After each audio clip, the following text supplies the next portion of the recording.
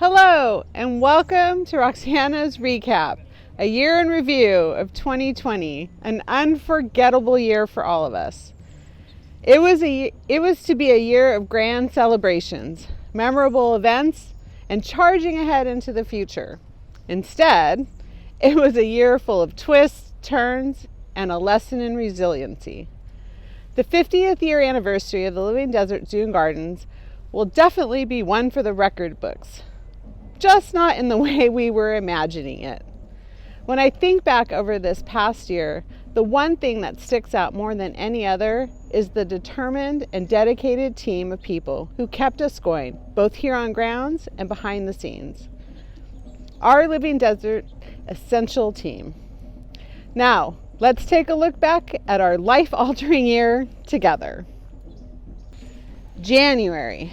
On January 19th, Beatrix, the alpha female African wild dog, also known as Painted Wolves, gave birth to a litter of 11 puppies to get our pack numbers up to a whopping 19 dogs. We were so proud of Beatrix and Karaka, the alpha male, and the first litter of pups who took such good care of all the puppies until they emerged from the den. We were so excited to share the puppies with our guests once they finally emerged from the dens. The creation of a new multi-species habitat was made for the bat-eared fox, rock hyrax, and leopard tortoises. This has added a new dynamic habitat, not just for the guests, who are sure to see something new with each visit, but dynamic for the animals too. In February, the wildlife program Serval Naya gave birth to a healthy male kitten as an important addition to the species survival program. We were lucky to have Charlie the kitten be recommended to stay here with us and has been a terrific addition as an animal ambassador for his species. Australian animals began arriving into the mandatory quarantine for incoming animals in preparation for opening the newest habitat in years. The habitat preparations kept the animal carekeepers busy preparing the new homes, as well as the gardens team who planted Australian species of trees and foliage to the new area. March, the month our planet took a drastic turn. Oh, the things we had planned. We were preparing to debut Australian adventures to our community and share all the new species with everyone. We were to host the annual Association of Zoos and Aquariums mid-year conference, bringing in more than 1,000 of our closest friends and colleagues. Our 50th year anniversary celebrations were to begin with lots of fun things planned for everyone. Unfortunately, on March 18th, the zoo closed due to the COVID-19 pandemic that has touched us all in so many ways. All of our plans were put on hold. We had no choice but to close the gates and continue to care for the 500 animals and over 50 gardens who call the zoo home without our guests. Mission Animal Care was launched. The TLD teams banded together and we got to work, sharing our stories on social media and reaching out for support. We were overwhelmed with the generosity of our friends, families, and community to help us continue to care for the animals through this closure.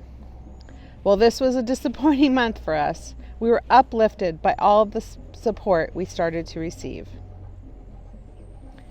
In April, the teams regrouped and continued to care for the animals while we figured out what our latest new normal was. All of the Australian Adventures animals moved into their new homes and quietly began acclimating to their new surroundings. The Camel Connections camels moved over into Village Watutu to allow for construction of Crossroads of Conservation rhino habitats to begin. The African wild dog puppies were all growing and out of the dens. The group dynamic continues to be one of the most interesting behaviors to watch on a daily basis. Bighorn Mountain saw some excitement as 2 lambs joined us this year and were bouncing around within hours of being born, reminding us that life and hope continue despite the many struggles that face us. May was the month of another mini baby boom. Not only did all the puppies and bighorn sheep lambs get names, but we were happy to announce a Speaks Gazelle baby born, and 3 more peccary babies joined us too. We continued to move animals around the park to make way for construction and to help ease the daily duties of the animal care team. The ibis received new homes in the African aviaries, the vultures became new roommates with the slender-horned gazelle, and the Australian animals continued to get accustomed to their new home. The team prepared for the heat of the summer months, preparing misters, shaded areas, and cooling fixtures. We were back! With June came the reopening of our gates. We were so pleased to invite everyone back to visit us. With some new restrictions in place, like facial coverings, social distancing, and time ticketing, we were able to safely welcome guests back into the park.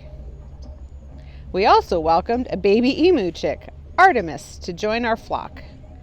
We were finally able to share wallabies, kookaburra, echidna, and so many more friends from down under with everyone. The debut of the beautiful and inspiring Australian Adventures finally had its day. The animals were settled in, and there are surprises around every corner.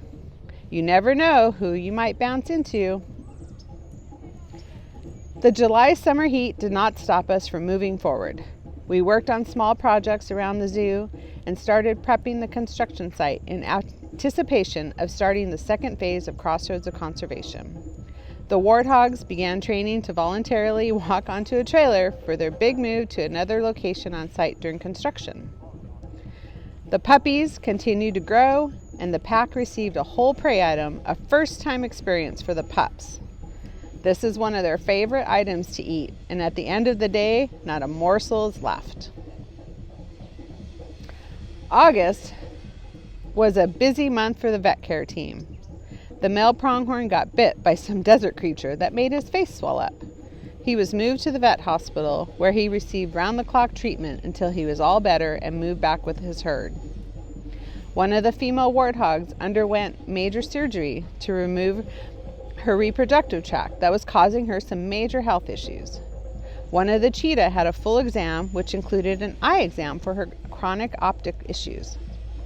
We sadly said goodbye to the female hyena and meerkat who succumbed to age-related issues. The illnesses and passing of animals like these are invaluable reminders of the circle of life and how precious each life truly is. Lots of moves in September at the zoo. The warthogs moved to a new temporary home built for them while their new habitat is under construction.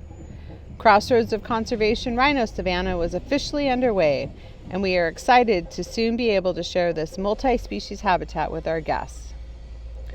Love was in the air in Australian Adventures as we were able to observe breeding of the yellow-footed rock wallabies, and we eagerly anticipated joeys. Norman, the adored Ankole cattle, took a stroll and moved in with the camels at Village Watutu when his home came under construction. He has been a happy addition with the camels.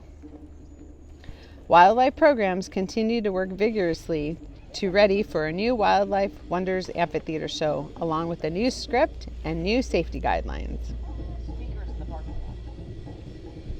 October begins to bring cooler temperatures to the desert, and with that, a lot more folks coming back into town.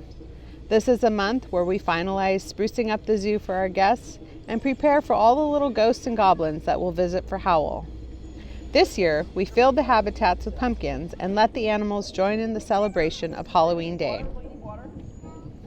This is also the month when the state of California practices the Great Shakeout Earthquake Drill. The living desert participates each year, so we stay prepared in case the earth shakes, rattles, and rolls in the future. November, the month of thankfulness, reminds us all to be grateful for everything we each hold dear. We continue to be thankful to our donors and supporters who have been so generous so we can carry on with our mission of saving wildlife. Some of the habitats, like hyena, received a renovation which will allow guests to get a closer view of the awesome hyena. The Wildlife Wonders show premiered for the season, and the animal care team was excited to be able to share our messages and animal ambassadors with our guests again. And now, here we are in December, as we say goodbye, adios, au revoir, and farewell to 2020. We must continue to recognize that we truly are all connected. This has been one of the strangest and apprehensive year for all of us. But through it all, the Living Deserts team has remained here to care for the over 500 animals and 50 gardens that call us home. We continue to give excellent care, provide a high quality of well-being, and exceptional veterinary care for the over 150 species of animals. This essential team has been extraordinarily dedicated through this tumultuous year.